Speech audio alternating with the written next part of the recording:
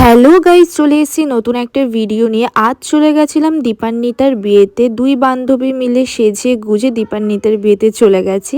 তারপরে ভেতরে ঢুকেই দেখি সুন্দর একটা গণেশ ঠাকুরের মূর্তি, খুব সুন্দরভাবে বিয়ের মণ্ডপটাকে ডেকোরেশন করেছে।